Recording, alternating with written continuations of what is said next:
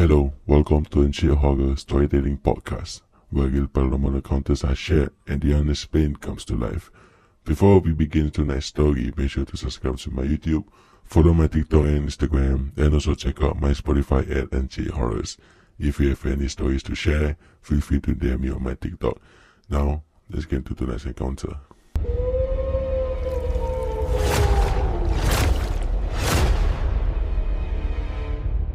And today's story is about Spooner Road. Spooner Road is a small housing estate near the old Tanjung Pagar railway station in Singapore, built in the 1970s to 1980s. It was originally housing for Malaysian railway workers and named after British railway engineer Charles Edwin Spooner. After the railway land was returned to Singapore in 2011, the blocks became HDB rental and transit flats for lower income families. Because of its old buildings, quiet surroundings, and abandoned areas, Spooner Road is also known for ghost stories and urban legends, with many calling it one of Singapore's most haunted HDB estates. Today, the estate is slowly being redeveloped as part of the Greater Southern Waterfront project. And this is a story of a person who used to live at Spooner Road. I used to stay at Spooner Road HDB around the Kemuning block area somewhere between 2010 to 2014. I was still young back then, just taking whatever place I could afford. Cheap rent, near the Tanjung Pagar area, convenient for work at that time. I didn't really think much about all the haunted stories people used to talk about. The first few weeks were honestly okay. Old flat, a bit run down, paints peeling, corridor lights flickering sometimes. But I thought that was normal for an old estate. My life there was simple. Work, come home, sleep, repeat. Then slowly, small things started happening. Not dramatic horror movie type things, more like things you try to ignore at first. Sometimes late at night, around 12 AM to 1 AM, I would hear tapping outside my unit door. Not loud, just tap, tap, like fingernails slightly tapping against the metal gate. At first, I thought maybe neighbor kids or someone passing by, but the weird part was, it always happened when the corridor was supposed to be completely empty, and I never heard footsteps before the tapping started. It would just appear suddenly. There were one night, I remember very clearly, heavy rain outside, one of those strong Singapore storms when the wind makes the window rattle non-stop. I was sitting in the living room using my laptop when I suddenly heard shuffling sounds near my kitchen window area. My unit faced the inner corridor, not the roadside. It sounded like someone dragging slippers slowly across the floor. Not rushing, just slow, steady, like someone walking without any destination. I looked outside.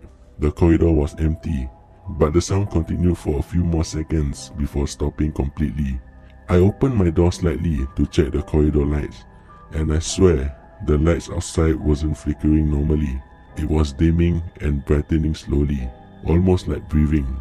I closed the door immediately, and I told myself it was probably just a bad wiring, but things didn't stop there. After a few months, I started noticing my bathroom door would sometimes be slightly open, even though I clearly remembered closing it before sleeping. Not fully open, just a small gap. At first, I blamed myself, maybe I forgot, but it kept happening, and whenever I entered the bathroom late at night, the corner near the shower area always felt colder than the rest of the room. Not aircon cold, just wrong.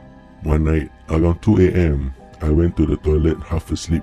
The moment I switched on the light, I froze. For a split second, I saw what looked like a shadow standing in the corner. Not a clear body, more like a tall, thin human outline. I blinked, and it was gone. I stood there staring at the corner for maybe 10 seconds before nervously laughing to myself and quickly finishing what I needed to do. I never told anyone about it. Honestly, I didn't even want to believe it myself. But the corridor slowly became the worst part. Every time I stepped outside late at night, the corridor felt longer than it should have been. Like the distance between units somehow changed after midnight.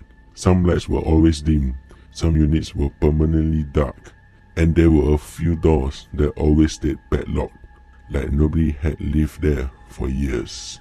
But sometimes, I heard sounds coming from inside them.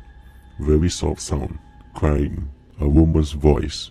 Not loud screaming, more like someone quietly crying while covering their mouth. I remember standing outside one of those units once, trying to convince myself I was imagining it. I leaned closer towards the door, and I swear the crying didn't sound like it came from behind the door.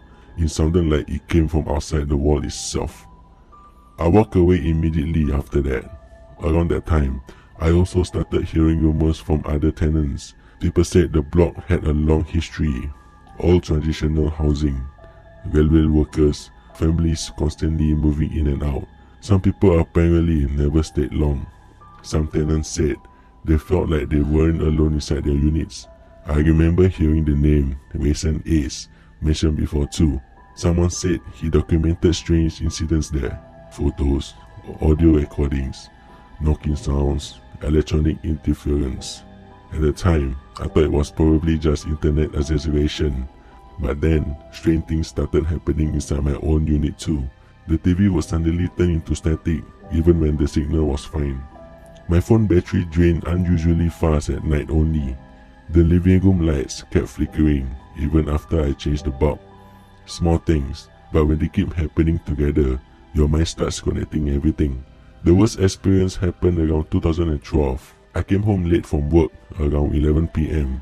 Rain just stopped and the whole block smelled like wet concrete. I took the lift up. The moment I stepped into the corridor, I realized every corridor lights on my floor was off except for the one lights at the far end.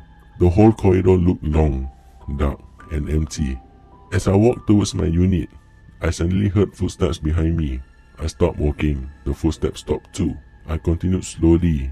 A few seconds later, the footsteps started again, the same pace as mine, but slightly delayed, like someone copying the rhythm of my walking. I turned around immediately. Nothing, just an empty corridor. I told myself I was probably tired from work. Then I heard it again, closer this time. Slow footsteps, steady, like slippers dragging lightly across the tile floor. I still couldn't see anyone. By the time I reached my gate, my hands were already shaking while unlocking the door. And right before I entered, knock. Just one knock against the metal gate. Not random tapping like before, a deliberate knock. I went inside immediately and locked everything. After that night, I started sleeping with the lights on sometimes. Not every night, only on nights where the feeling became too heavy. There was another incident in the bathroom I never forgot.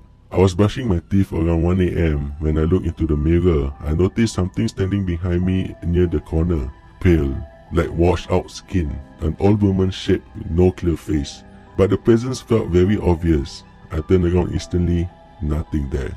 I looked back into the mirror, still nothing.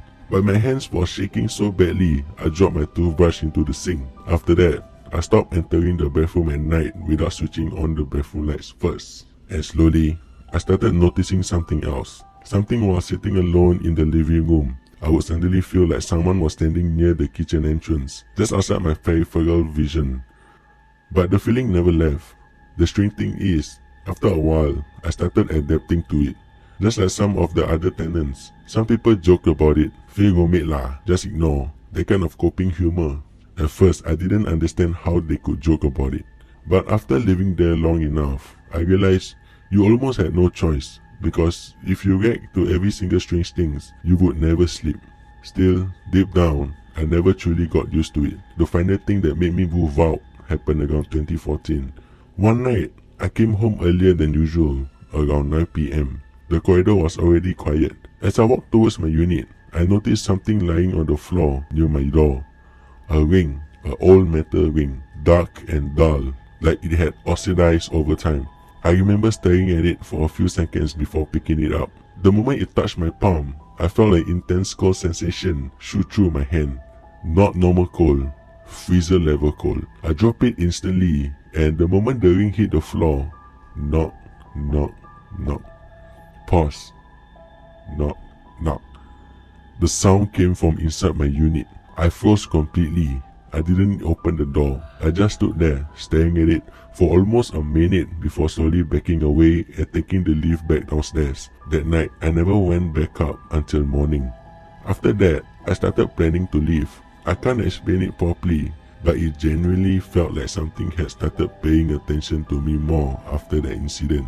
Like I had crossed some line without realizing it. Even after moving out, I still think about that place sometimes. Not in a nostalgic way, more like an unfinished feeling. Like I left something behind there, or maybe something never fully left me. Even now, years later, there's still one thing I try not to think about too much. Sometimes, while sleeping there, I would suddenly wake up in the middle of the night and hear friends crying mixing together with knocking sounds. Different parts of the unit at the same time. Never loud enough to wake neighbors, but loud enough to make me sit upright in bed and stay completely still until everything faded again. I never found what it was. I just learned not to react. But honestly, even now, whenever I think too long about Spooner Road, especially the communing block corridor at night, I still feel the same pressure in my chest, like something is still standing there in the corridor, waiting, completely still. Do you dare to live at Spooner Road? Believe it or not, your choice.